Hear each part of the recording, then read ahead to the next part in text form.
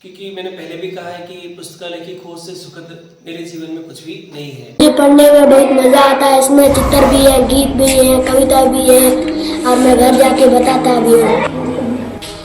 ये इंग्लिश की किताब है और इसमें पढ़ने में बहुत मज़ा आता है। ये इसमें कहानियाँ भी है और चित्र भी है। ये पढ़ने में बहुत अच्छी किताब है। वंदे माई नानी वाह। पढ़ने से ज़्यादा इसलिए पढ़ना चाहिए। आने वाली किताब मज़ेदार है और पढ़ना भी मज़ेदार आता है। मुझे पढ़ना बहुत अच्छा लगता है। इसमें कहानी भी है और गीत भी है और इसमें फोटो भी बहुत अच्छे हैं और मैं ये इसके घर पे जाके भी बताता हूँ। हमारे विद्यालय में जो पीरियड है 7th और 8th, उसमें हम लोगों ने रीडिंग कॉर्नर एक प्रोजेक्ट के तहत कार्यक्रम शुरू किया है, जिसके अंदर हमारे स्कूल के जो सारे बच्चे हैं वो स्पेशली जो बुक्स है उनके बारे में पढ़ाई करते हैं। जैसा कि आप देखेंगे हमारा एक लाइब्रेरी पोर्शन में बना रखा है। ये कंसेप्ट हमने सारी क्लासों के अंदर मैनेज किया है। इसके तहत जो भी सारी बुक्स है वो poem, story line, motivational speech, उसके बारे में सारी बुक्स का कंसेप्ट है। इसके अंदर जो भी बच्चा इसको पढ़ता है वो उसकी पिक्चर्स से काफ़ी अट्रैक्ट होता है। अट्रैक्ट होने के साथ साथ वो ये समझना चाहता है कि इस बुक्स के अंदर क्या है। बच्चा कहीं ना कहीं अपने इस बिहेवियर को मेंटेन रखता है, जिससे कि वो आगे की क्लासों में कंटिन्यू रीडिंग करे और अच्छा स्टूडेंट के साथ साथ एक अच्छा स्पीकर भी बने।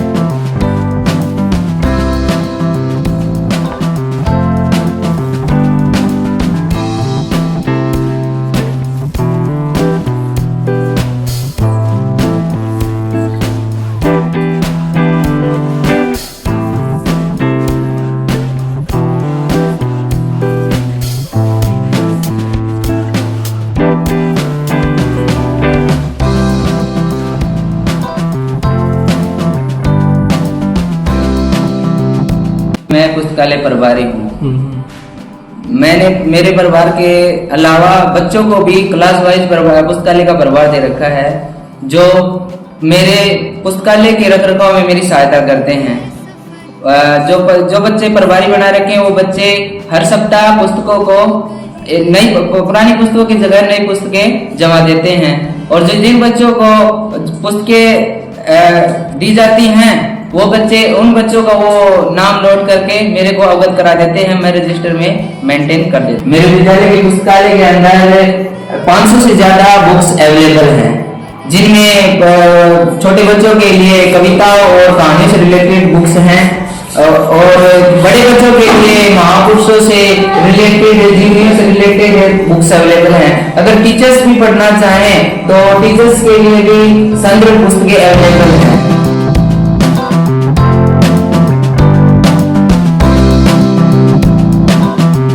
लाइब्रेरी की जो इनोवेशन के बाद बच्चों की जो रीडिंग कैपेसिटी है उसमें बहुत ज़्यादा बदलाव हमें देखने को मिला है। ये जो 7वां और 8वां पीरियड है वो हमने रीडिंग पढ़ने की घंटी के रूप में लागू कर रखा है। इसमें जैसे हिंदी में भी बच्चे की जो रीडिंग कैपेसिटी वो अच्छी है, वैसे हमारे विद्यालय है उसमें इंग्लिश में भी बुकें हैं जो बरखा सीरीज की बुकें हैं, जो इसमें आप देख सकते हैं कि उस निशान के हिसाब से ये कि कौन सी स्तर की बुक है। जैसे तो ये लेवल 2 की बुक है। नॉर्मली क्या होता है कि जो लाइब्रेरी होती है उसमें इंग्लिश की बुकें नहीं होती, पढ़ने के लिए सिर्फ हिंदी की बुकें होती है। लेकिन हमारी जो लाइब्रेरी है उसमें बच्चों के लिए इंग्लिश की जो बुकें हैं वो भी मिलेगी। जैसे नॉर्मली पाठ्य पुस्तक बुक होती है वो इंग्लिश में होती है, लेकिन हमारे जो बरखा सीरीज की जो बुकें हैं वो इंग्लिश और हिंदी दोनों में मिलेगी, जिसको बच्चे को क्या है हिंदी भी वो पढ़ सकता है और साथ के साथ इंग्लिश में भी वो पढ़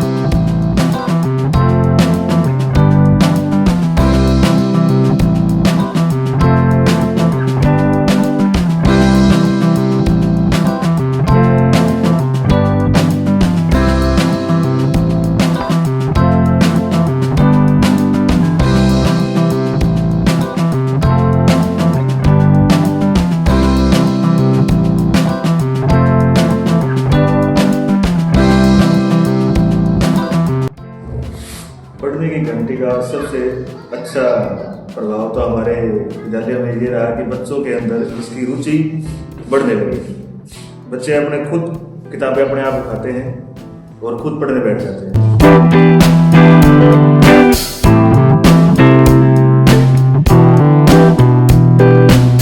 लद्देक पार्क के स्कूल के अंदर लाइब्रेरी बनी हुई है, उसके अंदर बच्चे पढ़ते हैं और कहानियों और किस्सों की किताबें हैं।